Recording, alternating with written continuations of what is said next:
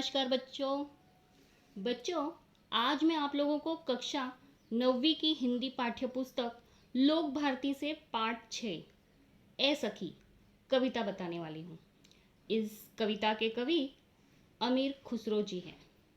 चलिए जान लेते हैं पहले अमीर खुसरो जी के बारे में। अमीर खुसरो का जन्म 1253 में उत्तर प्रदेश के एटा जिले के पटियाली नामक कस्बे में हुआ था। उनका मूल नाम अब्दुल हसन यमीनुद्दीन खुसरो है। वे पहले व्यक्ति थे जिन्होंने हिंदी, हिंदवी और फारसी में एक साथ लिखा। वे एक श्रेष्ठ शायर, गायक और संगीतकार भी हैं। अमीर खुसरो अपनी पहेलियों और मुकरियों के लिए जाने जाते हैं। उनकी मृत्यु 1325 में हुई। बच्चों, उनकी कुछ प्रमुख कृतियां हैं, वो देख लेते हैं। तुहफा तुस सिगर, वस्तुल हयात, गुरातुल कमा, नेहातुल कमाल, दोहे घरेलू नुस्खे, कह मुकरियाँ, दुस्खने ढकोसले, अनमेलियाँ उलटबासियाँ, हालात कन्हैया, नजराना ए हिंद आदि। बच्चों, यह कविता एक पहेली के रूप में है। आप लोग सभी पहेली जानते ही होंगे। इसे मुकरिया भी कहा जाता है।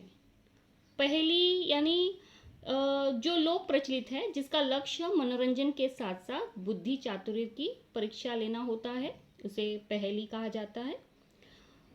प्रस्तुत कविता ए सखी के कवि अमीर खुसरो ने इन मुकरियों के माध्यम से, इन पहेलियों के माध्यम से अपनी विशेष शैली में पहेलियां बुझाई हैं और स्वयं ही उनके उत्तर दिए हैं। तो चलते हैं, आज देखते हैं कविता किस तरह की पहेलियां हैं।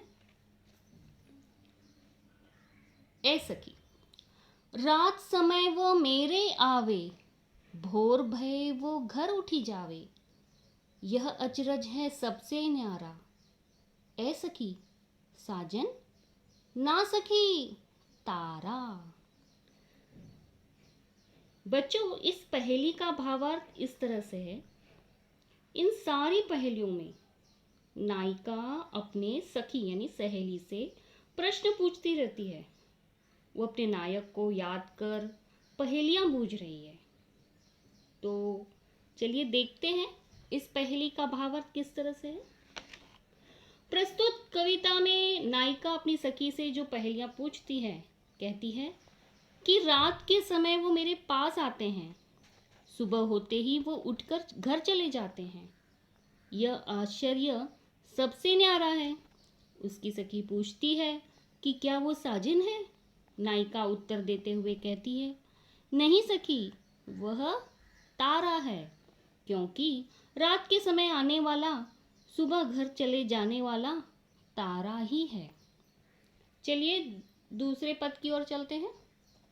वह आवे तब शादी होवे, उस दिन दूजा और न कोई, मीठे लागे वाके बोल, ए सखी साजन, ना सखी ढोल। इस पद्यांश में नायिका आगे की पहेली बुझाते हुए कहती है कि वह आता है तब शादी होती है, शादी के दिन उसके सिवा कोई और नहीं होता, उसके बोल बड़े मीठे लगते हैं। सखी पूछती है कि क्या वो साजन है।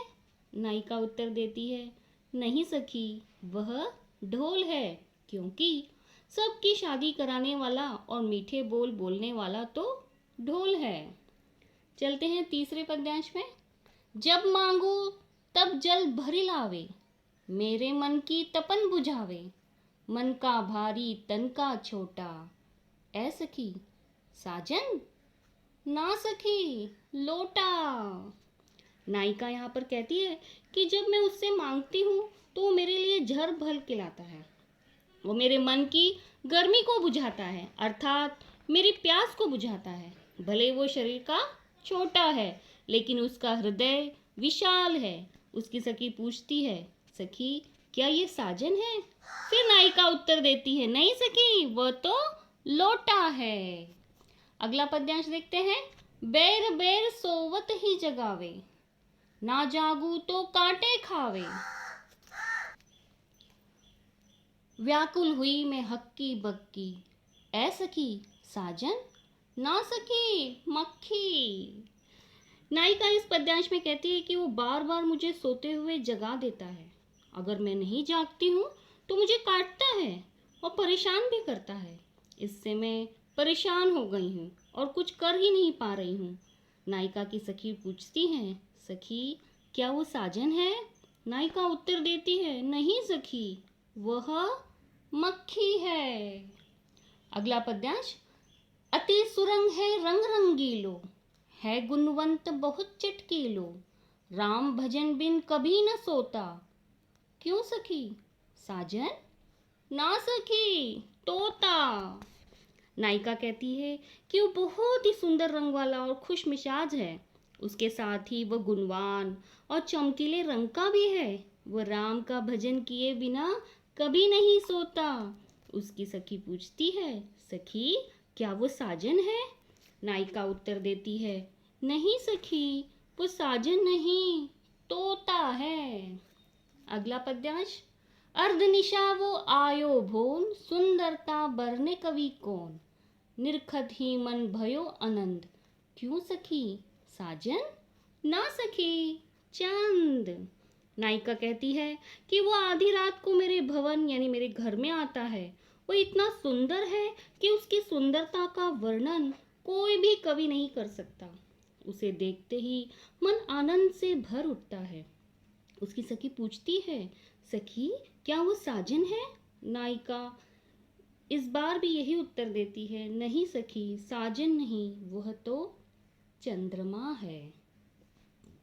अगला पद्यांश, शोभा सदा बढ़ावन हारा, आखिन से छिन होत न न्यारा, आठ पहर मेरो मनरंजन, क्यों सखी साजन ना सखी अंजन।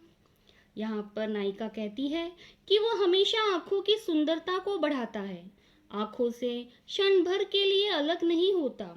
आठों पहर वो मेरे मन को भाता है। फिर उसकी सखी पूछती है, सखी क्या वो साजन है? नायिका उत्तर देते हुए कहती है, नहीं सखी, वह काजल है। अगला पद्यांश, जीवन सब जग जासो कहे, वा बिन नेक न धीरज रहे, हरे छिनक में हिय की पीर, क्यों सखी साजन ना सखी नीर। इस बार नायिका कहती है कि जिसे सारा संसार जीवन कहता है, जिसके बिना सज्जन धैर्य नहीं रख सकता, वह एक क्षण भी हृदय की पीड़ा को हर लेता है। उसकी सखी पूछती है, सखी क्या वो साजन है? नायिका जवाब देती है, नहीं सखी, वो साजन नहीं, पानी है। आखिरी पद्यांश इस तरह से है, बिन आए सभई सुख भूले, आए तो अंग अंग सब फूले, सीरा भई लगावत छाती, क्योंकि सखी साजन ना सखी पाती। इस आखिरी पद्यांश में नायिका पहले बुझाते हुए कहती है कि उसके न आने पर कुछ भी अच्छा नहीं लगता, सारा सुख भूल जाता है, और जब वो आता है तो अंग अंग में प्रसन्नता छा जाती है। उसे छाती से लगाते ही हृदय शीतल हो जाता है। उसकी सखी उससे पूछती है, सखी क्या वो साजन है? नायिका यहाँ पर जवाब देती है, नहीं सखी, वह तो मेरे नायक का पत्र है।